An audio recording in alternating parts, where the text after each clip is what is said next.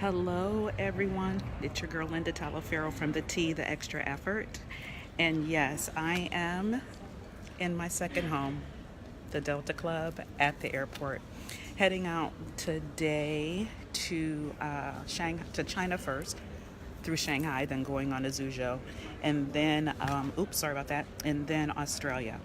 So leaving on Saturday, we'll be back home next Saturday.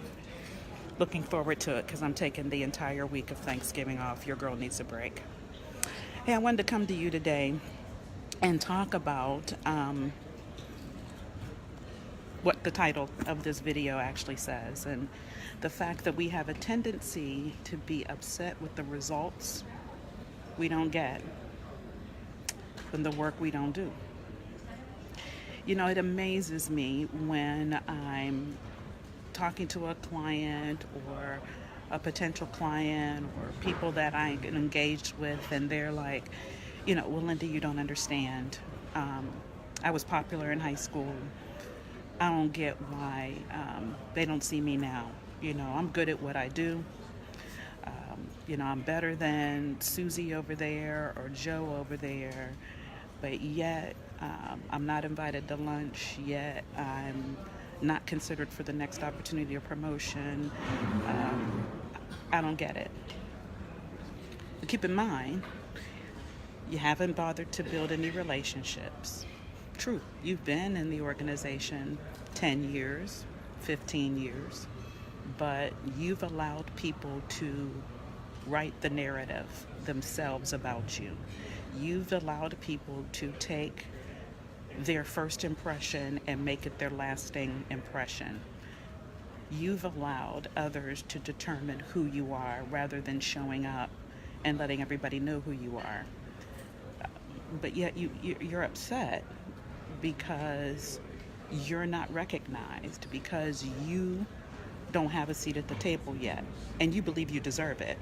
You clearly deserve it because you're good at what you do. You're better than anybody else in your role. You're better than those people that have gotten the seat at the table or have gotten that next opportunity. You're better than them. So, for you, how dare they? How dare they? It just simply amazes me. It amazes me that we don't take the time to do the work. This corporate journey is no joke. It's not easy. It doesn't happen overnight. And look, let me say this. I am completely conscious and aware that there are biases. I know that there are unconscious biasness and there are conscious ones that exist.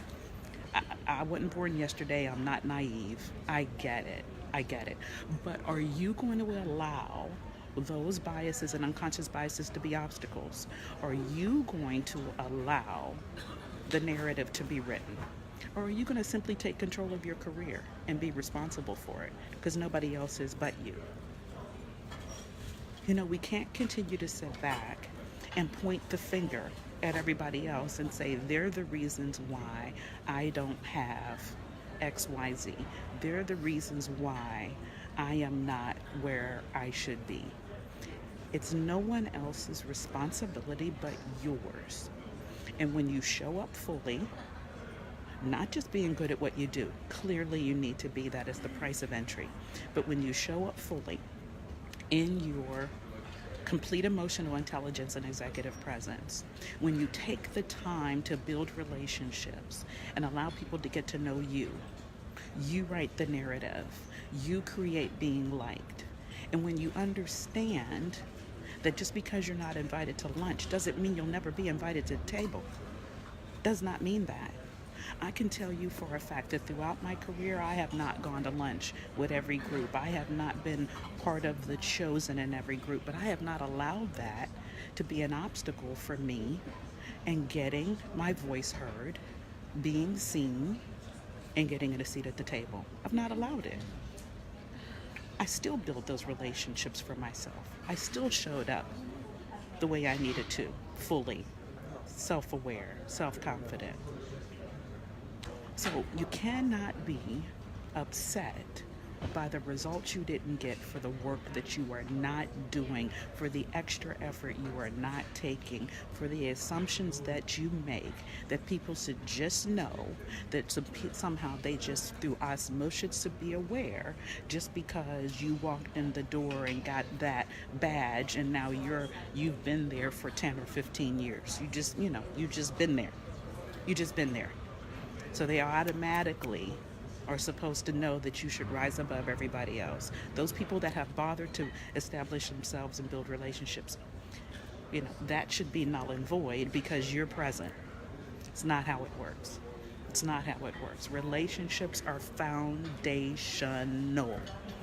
Like I said, being good at what you do is the price of entry. But not allowing people to write the narrative about you will change your whole experience and the trajectory of your career. So, I am not saying if you just say, you know what, I am not comfortable, I'm just not, Linda, these one-on-ones, these having conversations, these getting to know me, I'm just not comfortable with it. And then, okay, I completely get that. But then understand that the result of that could easily be you will not be leading that major project. You will not get that opportunity. That could be the result because people don't even know you're in the room. And they don't even know who you are, truly who you are. Or on the flip side, if you've allowed people to shape the narrative around you and you've barely shown up, so all they know of you is that person that's inconsistent, or all they know of you is that person that's a little bit too into themselves, believe that they are owed, has this entitlement attitude. If you allow people to write that narrative, then the result will be the same. Not the project, not the next opportunity. The result will be the same. So we cannot be upset about it. We cannot sit around and just say, look, because I happen to be here, because I'm present, because I am who I am, that I should have everything that I believe I should have. Being spoiled and feeling that entitlement, clearly. That's just ludicrous, frankly. It's just ludicrous. And worrying about what Sue, Johnny, Bill, Sally, anybody else is doing is another area of a waste of your energy and time. Sue, Johnny, Frank, Fred are doing their thing, building their relationships, moving their needle. You need to be about moving yours. You need to be about moving yours and quit looking to the left and to the right and all around and worrying about everybody else. My mother used to say, I used to ask, well, I don't know why I can't go places because Johnny could go here or Sally could go. My mother used to always tell me, girl, I ain't worried about nobody else but Linda. And Linda needs to worry about Linda. And that's the same in this corporate ladder climb. I had the same conversation with a client not long ago.